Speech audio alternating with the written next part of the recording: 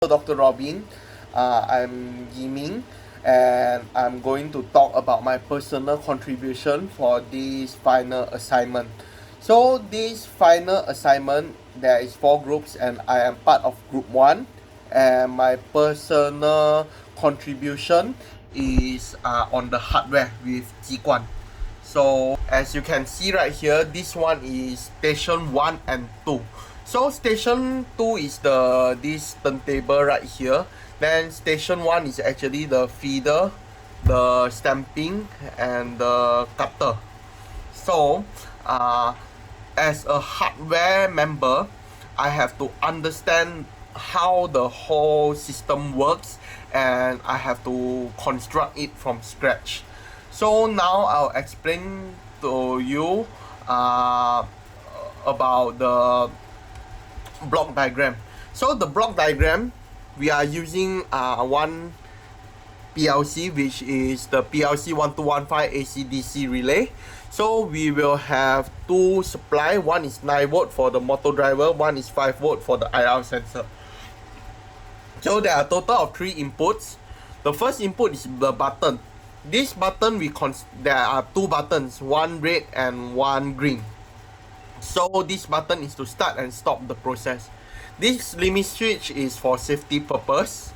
Then the IR sensor, why do we need an external power supply instead of using the 24 volt? Is because IR sensor can support up to 12 volt only, and that's why we cannot supply 24 volt.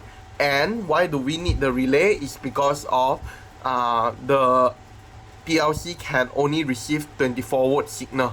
So if this one 12 volt, it couldn't, so it must go through the relay. So the signal will trigger the relay instead. So there are 3 outputs. So first output is to the motor driver, which will control the motor. There are 2 motors, one for the turntable and one for the stamping. Then there are 2 LED, one is red and one is green, is because it must indicate if the process is running or is not. Then there is the 5 two-way solenoid valve. We have 2 of it. It's because we have to control 2 double acting cylinder. One of it is for the stamping and one of it is for the cutting. And because of we are using this, we have to use the air compressor. So we are, as a hardware member, I have to draw this and explain to my teammates. Is because of this schematic diagram will enable them to understand more. So I have to understand this and also share my thoughts with them. So this is the same like block diagram but more detailed. So there are a total of 8 IR sensors, 6 for optical encoder plate, 1 for the input, which is the paper roller, and 1 is the cutter. So we are using the motor is L298N, and we'll use 2 window powered motor. Then and yeah, that's all. So now I'm going to explain my other contribution. So personally, for me, I'm from group 1. I have to work with group 2. Me, Jiquan, and Samson, we are in charge of building this from the scratch. We have to cut the wood and also the aluminum profile. So we have to also select the correct nut, because without the correct nut, it might be loose and it cannot handle as much stress as possible. Then the aluminum profile, it's selected to be 30 times 30, because 30 times 30 is quite big in size and it can support more support the whole station. So right here I am going to explain about my part. So because of I'm the hardware part, I have to know most of the things. So this one for the cutter is by Shashi, which is in charge of the pneumatic. So but this cutter hardware must do is because of hardware we must know if it can cut perfectly or not, and hardware will tune it. So as seen here in this picture, it's also found that these have to be slanted in order to send the order to station 3, which is here. So this one is the station. So I am going to explain about my station, my part, which is I have to analyze to see if it is stable or not. So personally, I created this inside SolidWorks, and I will run the simulation. So this simulation, okay, so this simulation, I have to run it and I'll get the data. So we'll know the yield strength, and here we'll see red means it is really like stress, and as seen right here, most of it is blue, and I actually applied a force on top of here.